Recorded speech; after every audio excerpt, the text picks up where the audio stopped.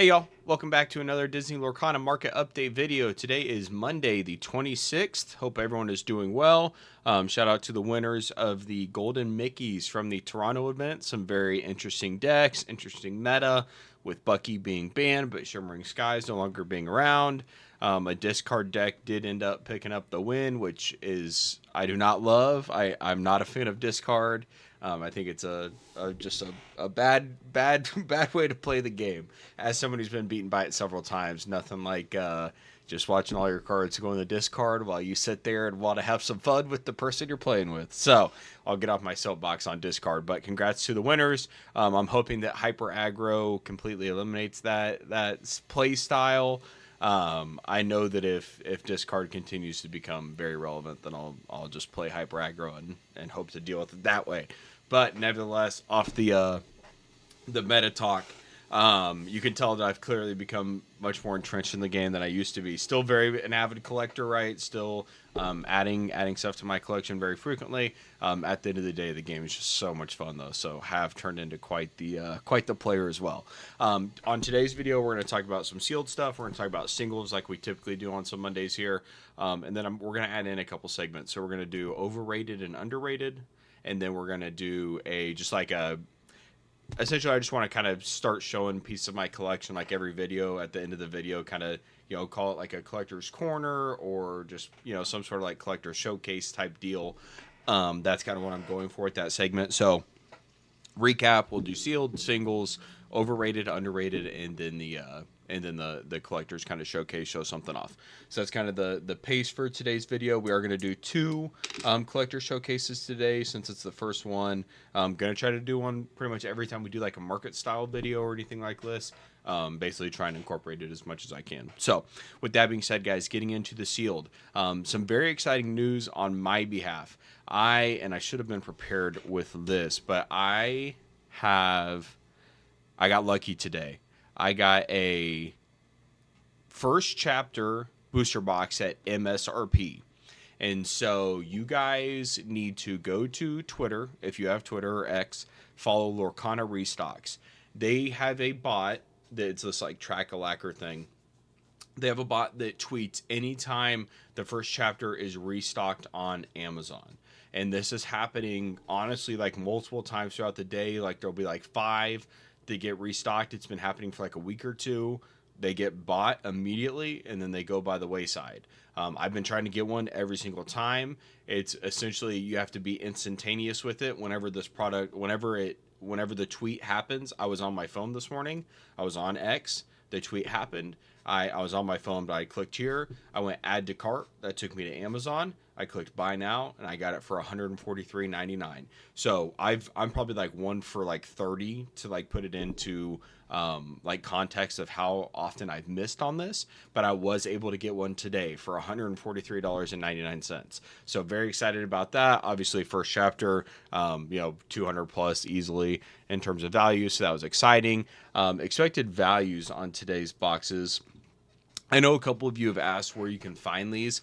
This is something that a community member is just providing to me, and they want to stay anonymous. It doesn't seem like they really want too much out there, because a lot of people have varying opinions on like what should be counted, what shouldn't be, and how you get these expected values. I've asked several questions, and this person, I trust them to be completely honest. I think they've got a good baseline setup of how they're prorating the pool rates, the card values, etc., what they're incorporating. So I'm pretty much just updating you guys in the videos. There's no, I guess, tangible way to go out and see these yourselves right now. Maybe the person who puts these together will do something like that in the future. But at the end of the day, right now, I'm just updating you guys through video because they do want to remain anonymous. With that being said, I have cross-referenced them several times with other people who have put out stuff like that before, and it's like within $1 or $2 of where these other people are at as well. So I think it's a decent consensus. So that's a synopsis on that. Today's expected values: first chapter 207.57, Floodborn is 111.78. Into the Inklings is 106.03. Ursula's Return still down at 73.75, and then Shimmering Skies is down at 109. So it actually did bounce back a little bit yesterday. jumped up $1.37. I think that 110 range, it's nice to still see it around there. I do think we're going to continue to see that drop as more and more start to open. I personally wasn't able to find any Shimmering Skies blisters this weekend, which is kind of unfortunate. I was really excited to pick up a couple. The family and I had to go to Target. We actually had to go to Target multiple times. Both times I went, didn't find anything. I don't know if they just weren't stocked yet, if they had been bought out. I could only find 2 Ursula's Return blisters in the entire store, and they're all the way back in the back. Now, I did see a Gateway product, which is cool. Those were on the board game shelves, which is nice. You love to see that. They had Troves.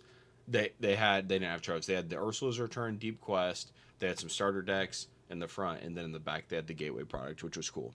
They even had the Ursula's Return blisters were back in the back as well, and like a little end cap, which, you know, whatever. But I couldn't find any Shimmering Skies, so I hope that they get those stocks soon. That was what feels bad.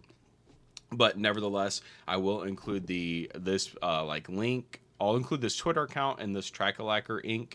and link in the description, so you guys, if you want to try and get one. Like I said, it's not for certain, right? It's incredibly rare. I've been trying for a long time and got one. But I think there were multiple people who got this one, if I'm not mistaken, because I tweeted that I got one. This person says finally got one. B-Rod. Fast finally got one for JD. So it looks like at least 3 of us got one from that link. Which is very nice. Now that brings me to my next point of the first chapter. So first chapter continues to look, guys. My guess is that Lee's restocks are these people who are listing at 213 are just people who are buying them through the restocks, like this pretty. I don't know, is that dials? I don't know. They have 27 listed, so they clearly had a huge influx. My 20 boxes aren't getting listed. That's for dang sure. 27 listed at this price, like that tells me that they just got some random influx, which maybe is a bot or something like that. I don't know, but you can see there's plenty available. This is such a random time frame because it's not coming from like a set champs restock or anything like that. I haven't heard of any LGSs getting restocks, so I really think these are just the people who have the Amazon bots who anytime those links or those sales come up, they get bought out immediately. Maybe they get 4 per order, 5 per order, who knows. You know, they snipe 2 or 3 in a day, and they've got a bunch of first chapters showing up to their house. And I mean, if you think about it, they're paying $143 per box. They're offloading them for $213 the day they get them. That's a pretty solid deal. Now, the sell-through rate on these is still pretty good. Very early in the morning today, and there's already been a couple boxes. You can see on the 25th and 24th, we've got a full day's worth here. So, I mean, it's still selling very rapidly, right? There's still a lot of value in that box, right at around $207.50 right now. So, you know, the 213 price is pretty fair. If you're looking to open first chapter and get a chance at one of those enchanteds, I think that it makes sense. Definitely in the, you know, like I would consider opening range for the first chapter right now, given the expected value and the price of the box. Now, how long it stays there, who knows? It is back up to 44 total listings. If you guys remember, even just I think like last week, maybe a week and a half ago, we were down into the 20s for listings. Back up to 44 now, back up with that huge stock of especially that one person having like 27, some of the other people having 4. Seems like these boxes are still just readily available, and so we continue to wait and set them aside. Friendly reminder, guys, if you are feeling discouraged that this isn't moving, like this very much is a long-term game. You need to be able to be patient.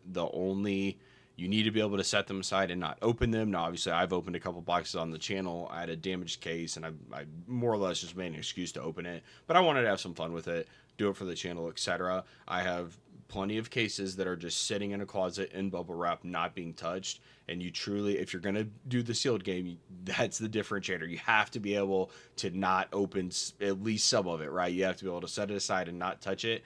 And you're going to be able, you know, essentially just forget about it. That's kind of the way I like to put it. I put it somewhere where I don't see it. It's wrapped up. It's safe. And it is what it is. Like, it's just out of sight, out of mind. So that's my approach with some of the sealed stuff.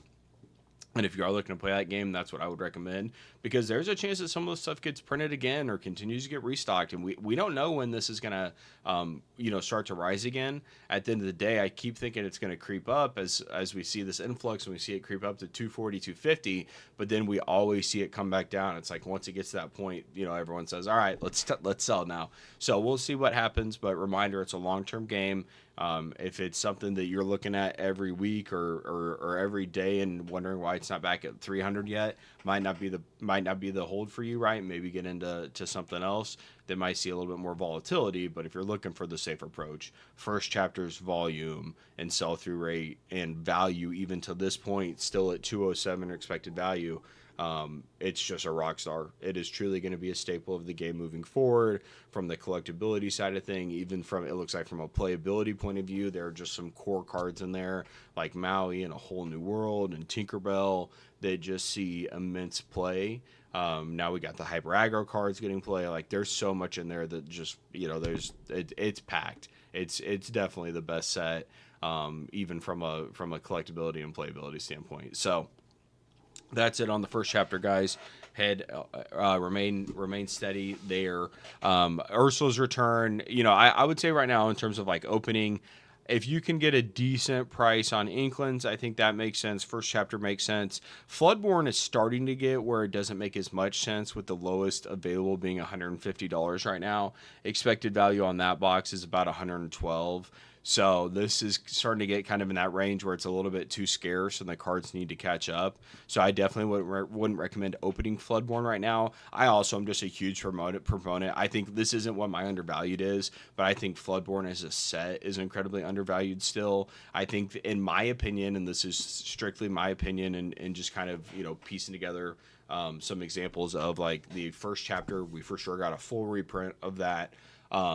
Set 3 and set 4, set 5 now were all post like the initial hype of Lorcana and the growth that was happening. And so you can imagine that print quantities were probably ramped up at that point. Like I said, I haven't heard this from Ravensburger. I haven't heard this officially, but it's just kind of me piecing things together. I feel like Floodborne was in that range where there was enough to meet demand, right? It's not like this was a scarce printed product, but at the end of the day, if I had to bet, I would say it's probably the least printed product to date, just simply because they had to go and do the first chapter reprint, and then they still had all the other sets coming out: Inklings, Ursula's Return, Shimmering Skies. They had all of these going through production at that time too, and so Floodborne never got a reprint. It didn't need one, right? It stayed around that $110 to $120 range pretty much forever. But at the end of the day, now that it's creeping back up to 150, it's above MSRP, right? It's kind of continually started to go up and to the right. I just think that it's a very good hold long term, because it does have like the Cindy, for example. It's got Snow White, it's got Alice, so it's got plenty of like kind of that princess premium collectability, and then it also has a ton of playability in there as well with the Sad Beast and some of the other cards. And so I just think that this box is going to be a great hold long term, because it's going to be a little bit scarcer than the other sealed products. It's got great collectability, it's got great playability, and I think that overall it's just a very, very solid hold. So this is one that I would definitely kind of put, like, if you want undervalued. I wouldn't say it's that undervalued anymore, just because it's seen this kind of steep incline, right? So we're kind of talking about it a little bit late. I had mentioned it quite a few times in previous videos, but as a product, I really like it. I think sealed Floodborne makes a lot of sense overall. So that's where we're at with Floodborne. Inklings, like I said, 113 for a box, expected value 106. Inklings is the set that I've opened the most of by far, just because there has been so many good deals on it throughout time that, like, I have full play sets of the entire set. I have all the enchantments I want from that set. Like, I probably won't open too much more Inklings. Maybe if we get a good deal here or there, we'll open a few more boxes. But at the end of the day, I just don't need to open anymore. Kind of a similar case to the first chapter for me as well, but the first chapter is just so much fun to open that, like, that $143 box, for sure opening it. Like I said, I've got my sealed stuff. It's put away. It is what it is. Not worried about that stuff. But $143 box, that's just too much fun to pass up. So we'll be opening that one. Ursula's Return. You can see the cases are getting cheaper, guys. They're down to $379. Or I said $378. Man, TCG Player, I wish they would fix that. It's showing the lowest item price for $378, but there's $13 of shipping. So I don't know. I've complained about that before. Not going to sit here and bore you guys with it. But $390 for the lowest price of a sealed Ursula's Return case. I would avoid these guys. You can see that they're still selling. There's one for $360 on the 23rd. Two sold for $391 on the 23rd, 24th, $391. People are still opening Ursula's Return. People are still buying it. At the end of the day, I wouldn't even pay $85 for a box, which this isn't right, but $100 is the cheapest box, $85 with $15 shipping. just buy the singles for Ursula's Return. And this is coming from someone, like I said, I know opening product is fun. I'm a huge fan of it. I'm going to open that first chapter box when it gets here. But at the end of the day, Ursula's Return just does not make sense to open, guys. Buy the singles that you want. Go out, buy your Diablos, buy your Enchanteds, get your Annas, your Minis, whatever it is, your Ariels. At the end of the day, it just doesn't make sense to open. I wouldn't, honestly, like, I probably wouldn't touch an Ursula's Return box unless I was getting the box for like 70, or the case, I guess, for like 280 to like at max 300. I just feel like it's just not even close to being EV. And so in that point, I will always tell you guys what I'm doing right, be transparent with the decisions I'm making. And right now, Ursula's Return just makes no sense to open. So that's remained consistent for the last couple of weeks. Now, where that might change is we might start to see, if you think back to when those Amazon Inklings dumps started to happen, or dumps, I should need to quit saying that. The sales for the Inkling boxes that started to happen, we had the $97 box, and then we had the $85 boxes that came out for a little bit. I think we're going to see some of those in the 70s for Ursula's Return, or at least that's my hope. And I think at that point, maybe we start to buy a couple, but it's just so mispriced between the sealed and the singles that it just doesn't make any sense right now. So moving over to the single side of things, guys. Oh yeah, friendly reminder before we hop over. The D23 collection boxes, look on eBay before you buy on TCG Player. They're like $30, $40 cheaper there, which is kind of rare, to be honest. Typically stuff's cheaper on TCG Player. But you're looking better there. I guess singles are cheaper on TCG Player. Sealed, it can kind of go both ways. But hop over to eBay if you are looking to buy that box. With that being said, hopping into some of the singles here, I got some flack from Martin for not talking about, and rightfully so, to be fair, for not talking about the D23 Mickey Mouse, the 2024 version. Where do you go? This little guy here. I think the card's awesome. I've mentioned it before. I think the card's it's a very collectible card. It's gonna be an awesome card to hold. You guys know me. I like to wait when these things come out. And so it's hung around 190 for a long time. Like you can see, one sold today for 190, 190, 190. It's been selling for 200 to the 190 range pretty much since inception. I'm going to continue to hold off here to see what comes with the price. The card's gorgeous. I think it's very unique with the gold lettering, the gold stamp. Like this card is a 10 out of 10. Definitely one that I want to collect. It's also kind of a playable card. So having something like this, the only way you could get it, I believe, was just attending the D23 event. So I'm a huge fan of that card. There's only 14 listings available. This is another one that would make sense to check on eBay to cross-reference. But at the end of the day, I'm just waiting on this. I do think it's a very solid card. I think it's probably worth 190 to be fair, but I just like to wait to see how the market reacts. Right now, it looks like it's going to be 190 and probably slowly creep up over time. But I'm just holding off, and I haven't got one yet. Definitely we'll be looking to. But between the getting the Shimmering Skies case, just buying that first chapter box, I bought a few Enchanteds here as of late, and then the D23 collector's boxes. Like there's just too much right now to buy, and so Mickey is one that I'm waiting on essentially. Other than that, we have continued to see like kind of a bounce back on the Stitch, back up to 350. Cindy's hanging out at 250 market price. Stitch, you can see the market price. This is always a good indicator of like where the buying is happening. Anytime the market price is lower than the lowest listing price, that means people are buying it essentially, and TCG Player hasn't caught up. So you look at the market price of 331, the lowest listed card is 349, and the lowest near mint is 349. So people are buying that Stitch, and that's why there's such a difference between the market price and the lowest listing price. I remain steadfast. Obviously, the Stitch is a good buy, but at the end of the day, guys, we're still in that period where I think it's important that we don't overextend. Right, you never want to be in a spot with these collectibles that you have to sell. Right, you need to buy what you like. Don't get over leveraged. Don't go out and put money on or put cards on credit cards and things like that.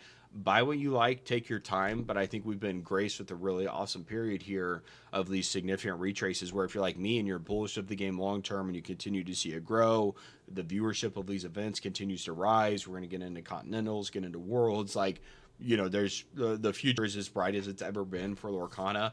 Usually, it's times to just buy the cards that you like and build your collection. Right. At the end of the day, you can't really lose if you go about it with that mindset, in my opinion. And so, picking up a Stitch or picking up whatever card that's apart from like a trophy card, I would definitely wait on. Right, from the challenge events. I've said that a million times. I would hold off on the Let It Goes and the Cinderellas, etc. Dragonfires.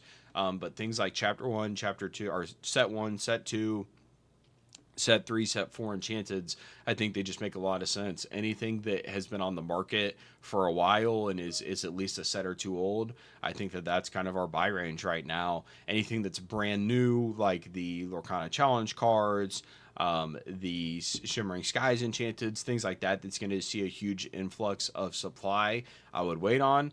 But apart from that, I think we're in a really, really solid range to go out and get the enchantments that you like. And I think a good strategy would be if you're like newer to Lorcana and you're starting a collection, or even if you've been around Lorcana for a while, like we're still in a sweet spot where we can go out and get the first chapter stuff at a pretty good rate, right? If you think about like Carefree Surfer, this card was over $500 for a few weeks and months there, now down at 255. Like if you haven't added that card to your collection, like this would be a time that it makes sense. If you're like me and you're bullish with Lorcana long term and you think that these all time highs will be back within the next cycle or whenever that cycle does happen, I'm confident there will be one. Go out and start with your first chapter cards. Get the first chapter cards that you want, and then you can kind of work back from there into set 2, set 3, set 4, set 5, etc.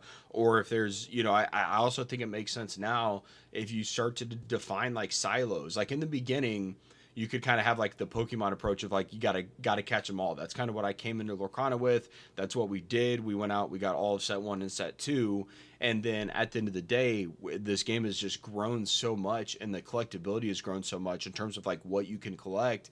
I've honestly I've slowed down a little bit on the error cards. I still have all my error cards, but I haven't bought like any new disc cards for a while or any significant error cards. So I've kind of slowed that piece of my collection down. I have continued to buy alt arts and enchanteds, but I think at the end of the day, it makes sense to just kind of define what you want to collect, right? The overall reach of Lorcana has grown so much, and there's so much that you can collect. Unless you have unlimited money, you might need to refine your strategy. So is that just like enchantments from set 1? Is that enchantments from all sets, but you're kind of starting with set 1 and working back?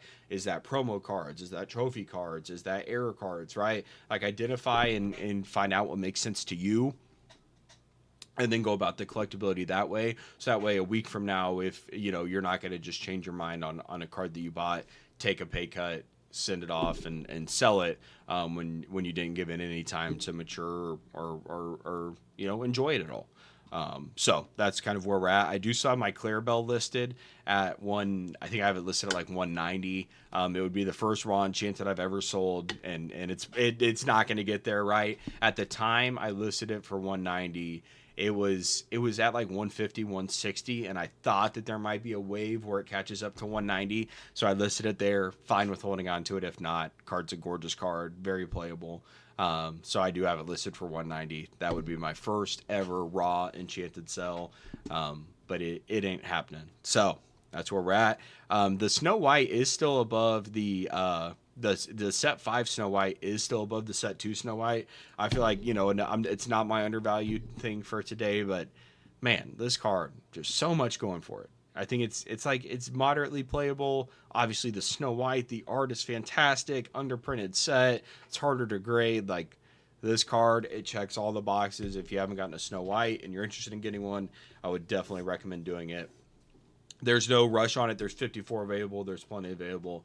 But I just think that that's a card that makes a lot of sense right now to go out and pick up if you are interested in it. Let's see here. Apart from that, on the singles, guys, I think that's pretty much what I wanted to cover. Our 2 trophy cards here, the non-foil versions, the prize wall exclusives, have bounced back a little bit. They were down around 100. I think some even went for under 100. They're back up to 120-ish, respectively. So interested to see how that continues to track. 100 might be their floor, and I think that makes sense. For these 2 cards, it might be time to buy.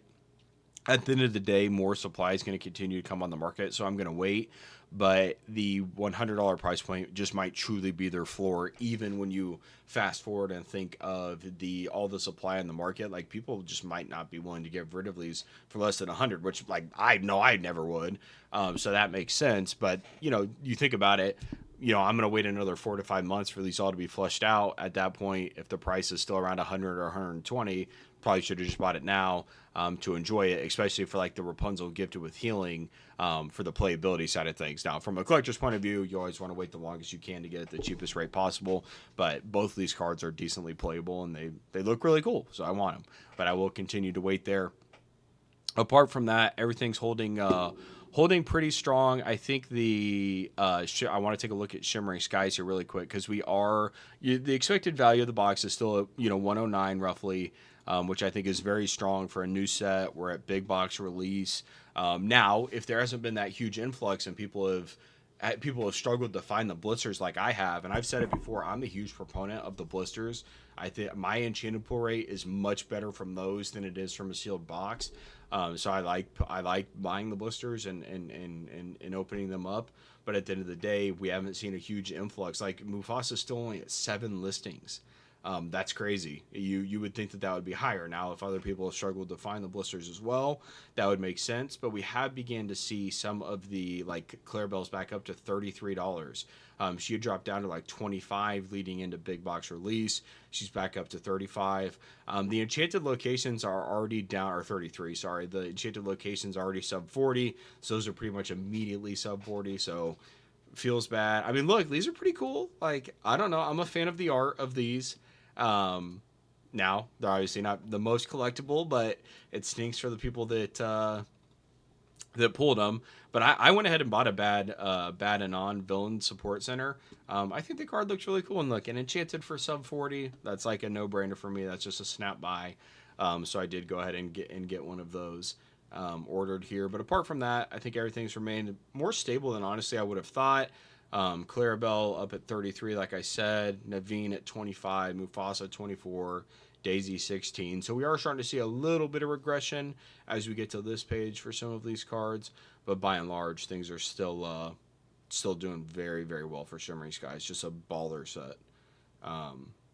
This meta is going to be so much fun too. So many different ways you can play. Excited for the next challenge events that are coming up here in a couple weeks. I think we're at Vegas now, and then excited, man, end of the year, getting into Continentals and Worlds. That's gonna be so much hype. Excited for Lorcana. I think that's truly, once we get to like Worlds specifically, Continentals as well, but Worlds specifically, it's just gonna put the game in a whole new stage. Like, that truly legitimizes it as a trading card game, as a competitive space. Like, having those Worlds events, like that first one, it's gonna be magical. It's at Disney World. Still working on the way to try and figure out a way to get down there. That would be a man. That there's going to be a lot of hype there. Somewhere I definitely want to be if possible. That would be really, really cool. Okay, guys, switching it over here to the underrated, overrated, and then the collectors. We'll call it collectors. What do we want to call it? We'll call it collectors. We'll just call it collectors corner for now. Let's see here. Switch over to list screen. Okay, so we'll start with overrated. Overrated today is going to be. Overrated today is going to be the gift sets. So if you think from back to chapter 1 the first chapter and then chapter 3, they had these gift sets. Now the other sets, this doesn't apply to set 2, the Disney 100 collector's box, and it doesn't apply to like the Deep Deep Trouble Ursula's Quest box. And then for set 5, we didn't have anything. I think they just did like the Gateway product. I might be missing something there. But so specifically the first chapter and set 3 Into the Inklings, they have these gift sets. It comes with, I think, 4 packs. Yeah, 4 booster packs. and then a couple foil cards. This comes with oversized foil cards and then a couple of just regular foil cards. In my opinion, you only get 4 booster packs for this product. MSRP for these were around like $40, if I'm not mistaken. And quite frankly, there's just not enough in there to justify the MSRP price. If you're looking at opening product, I would definitely recommend going with like the booster boxes, whether it's the first chapter booster box, Into the Inklands booster box, or worst case, even the Trove, because I'm a huge fan of the Troves in terms of storage, but then also you get more booster packs. Your price per pack is a lot better in the Trove than it is for the gift sets. What I will say is the gift sets display very well. So from like a collector's point of view, if you're keeping it sealed, now mine is badly damaged at the bottom there. But, and this is the only one I have. I don't have anymore. So this is kind of my long-term sealed first chapter gift set box. They do display well though. So like setting them on the shelf or something like that, I think that makes sense. But in terms of like opening from a pure booster box value perspective, this product is not it. So I would definitely avoid the gift sets. It seems like they may have gotten away with it or gotten away from them a little bit. But if they do come back in the future, my advice would be the same as it is now. Buy one maybe to keep sealed, but other than that, there's just not a lot of value here. Don't get fooled by the low price point because they are cheaper than the Troves or the booster boxes. Spend the extra $10 or whatever it is to get the Trove rather than pay the higher price per pack number to only get 4 packs, get a couple foil cards. I would much rather go the Trove route. So that is overvalued today, is the gift set boxes. Now undervalued is going to be the Troves, specifically the utility and the storage of the Troves. So I sell a lot of singles on TCG Player. I've mentioned that several times. It's a great way for me to continue to fund opening up new cards. But I have found the Troves that are, and I'll kind of go through my system here of like how I store and sell these. But this is like my first chapter box. I have 2 of them, but this is the first 4 colors essentially. So I have Amber, Amethyst, Emerald, and Ruby in this box, or not, Ruby in this box. And essentially what I do is I list up to 10 cards of any common or uncommon, 10 quantity. I don't want to list more than that because you'll find people who know these cards are essentially going to go up in value, and so they'll just buy out your store. And I don't list any card below 15 cents for common, uncommon. And so I just don't want someone to come through and buy more than 10 of them. Like if I list 20, for example, of a card, I don't want to sell all 20 at that 15-cent price to one person. I want people to be able to get their play set and essentially build the decks that they want. So I have all of those in order here in this particular section. And then I do any super rares, legendaries here at the back. So this is like our extras that we have listed on TCG Player for the first chapter for Amber, and have them just with some kind of dividers here. But the underrated portion of this is just the Trove and the storage that it comes with. So I have 2 of these empty Trove boxes for each set. You can fit the way that I do it, right, because I limit my quantities that are listed. Have 4 in the first box here, and then I have my second box for the first chapter here that's got my Sapphire and Steel. And I just have 2 boxes for every set. They stack very nicely on the shelf that I have here. And at the end of the day, it makes it very convenient. It makes whenever I get orders, like I have orders to fill here today. I have several orders. Let me see if I can't show this without any sort of doxing. Let's see here. We'll stop right there. But you can see I have a lot of orders, or like a lot of cards I need to pack. There's multiple orders here. I've got another order right there. But there's a lot of cards in these orders. So having the cards set up like I do here with each set has their box. It was a lot of work, right? That's kind of my commitment. If I'm going to continue to do this, if I'm going to continue to buy these cards, if I'm going to continue to invest my money here, I'm going to put in the work to sell the singles that I don't need, right? I get my playset and then I sell anything else. But having them in this organization makes it very, very easy for me to find the cards and package them up, especially when you have orders that are 26 cards and 35 cards. It's 70 cards I've got a package here just for the 2 orders here today that came in this morning. So that is my undervalued is the storage for the Troves. I'm a huge fan. Okay, collector's corner here. I'm gonna share two different things today. I've shown them both on the channel before, but obviously it's been a little bit since I've done like any sort of like collector style of like showing off my collection. So these will be repeats. There'll be new things coming in the future, but these are just two of the staples of my collection, so it makes sense to start here. So the first is going to be a PSA 10 Cinderella from Rise of the Floodborn. Obviously, if you guys have been around my channel, you know that this is a mainstay within my collection. I'm a huge fan of the growth of this card. I've said it in this video before, but the I don't want to call it underprinting, but the probably increased scarcity that comes with set 2, Rise of the Floodborn, in combination, Cinderella, one of the most iconic IPs within the Disney world. And then in addition, it's very hard to grade. It gets a gem mention grade sub 50% of the time. So I've mentioned here as of late that I'm okay with selling some of my PSA 10 enchanteds to go out and get some more raw enchanteds. That does not apply to this card. So I'm not selling any PSA 10 Cinderellas, because at the end of the day, I'm a huge fan of this card. I want the card in our collection, and I also think that it's got a better chance to outpace some of the other enchanteds that I've sold from like an investment point of view, because it's just so much more rare. To put it in perspective, once again, I think there's like 350, definitely sub 400 of these in existence today.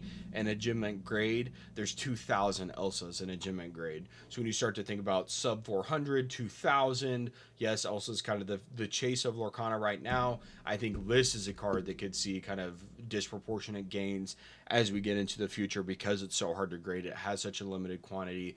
As Disney Lorcana continues to grow, we get to Continentals, Worlds, and just all this kind of, the machine continues to evolve. I think that this is a card that is just one that will be a staple of a lot of collections moving forward. So that is my first collector's corner. The second is my, did I get a crack? Oh no. I'm going to have to get this recased. That's sad. My Maui, and it's weird, it's on the inside. This Maui has a crack on it now. I'm gonna have to get it recase. It's on the inside of the card. That is interesting. Okay, well, nevertheless, I have to get that one recased. I have another one I need to get recased anyway. But this is a set of 3 Disney 100 from the box set. You can see that each one of them has the miscut indicator. So these two are one of ones. There are no other miscut Disney 100 Maleficent and Stitches. I have the only ones in the world. And then this Maui is a one of 2. When I got it, it was a one of 1. It then became a one of 2. But these are just, I'm an error collector. I like to have things in my collection that, because I'm a limited capital collector, I can't just go out and buy. I can't drop $1 million on Lorcana or whatever it is. So I like to have things that if someone did come in and drop the $1 million, they still want to be able to like have some of the things I have in my collection. These being some of them. So they are all essentially, try and pick it up on the camera here, shifted down. The Disney 100's cut off on the bottom.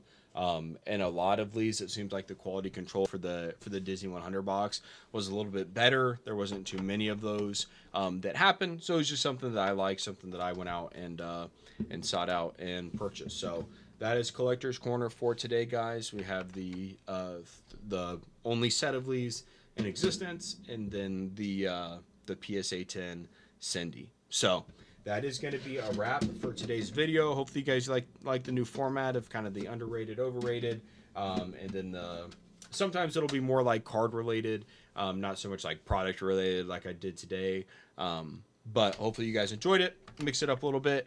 Apart from that, guys, almost a 40-minute video here for Monday, so we will call it quits there.